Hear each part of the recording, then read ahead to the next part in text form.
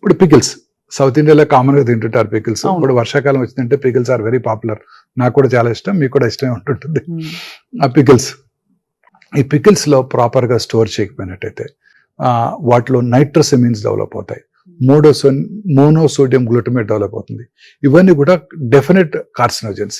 ఎలా sir MSG ఎట్లా develop అవుతుంది? వాటిలో ఇంప్రాపర్ స్టోరేజ్, ఎంత సాల్ట్ ఆయిల్ ఉన్నప్పటికీ దానికి అదే డెవలప్ అయిపోతుంది.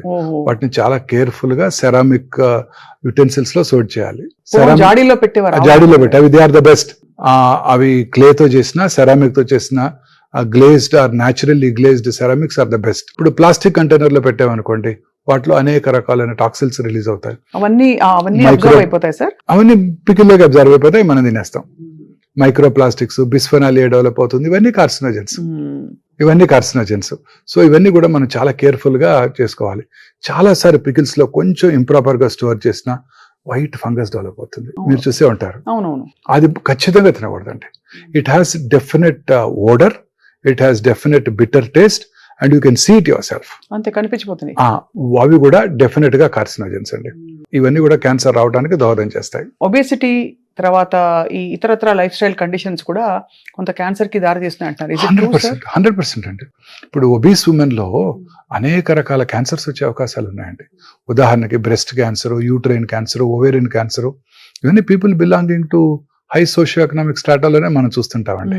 మిగతా వాళ్ళలో అసలు మనం చూడం, ఒబీస్ ఉమెన్ లోనే చూస్తాం ఈ క్యాన్సర్స్ అన్ని కూడాను.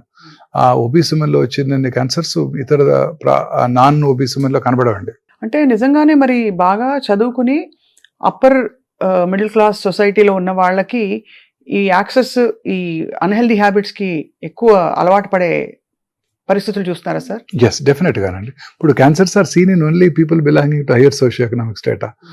పీపుల్ పేద వర్గాల్లో కూడా క్యాన్సర్స్ చూస్తుంటాం, అవి డిఫరెంట్ క్యాన్సర్స్.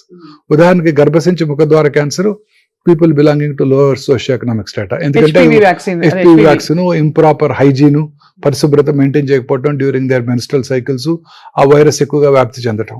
అదే బాడీ క్యాన్సర్స్ ఒబీస్ ఉమెన్ లో చూస్తుంటాం, ఓవేరియన్ క్యాన్సర్స్ ఒబీస్ ఉమెన్ లోనే చూస్తుంటాం. సార్ మీరు ట్రీట్ చేసిన ఎన్నో కేసెస్ లో వందల వేల కేసులు మీరు చూస్తుంటారు. మీరు చాలా ఛాలెంజ్ గా తీసుకుని ట్రీట్ చేసిన ఒక కేసు సక్సెస్ఫుల్ గా, can you share with us? ఒకటి కాదు, వందలు ఉంటాయి. Every case is a challenging case madam. చాలా సార్లు మనం పేషెంట్ కి రిస్కీగా ఉంటుంది, ఈ ఆపరేషన్ రిస్క్ తో కూడుకుందని. ఫర్ ఎగ్జాంపుల్ అన్నవాహిక క్యాన్సర్స్, వేరేస్ మనం చెస్ట్ ఓపెన్ చేయాల్సి ఉంటుంది, అబ్డామిన్ ఓపెన్ చేయాల్సి ఉంటుంది. 64-year-old లేడీ, థిన్ బిల్ట్, వాళ్ళలో ఈ క్యాన్సర్స్ వస్తుంటాయి. అప్పుడు సర్జరీ రిస్క్ తో కూడుకుంది అనుకుంటాం, వాళ్ళు సేవ్ అయిపోతారు. So it's every case is challenging.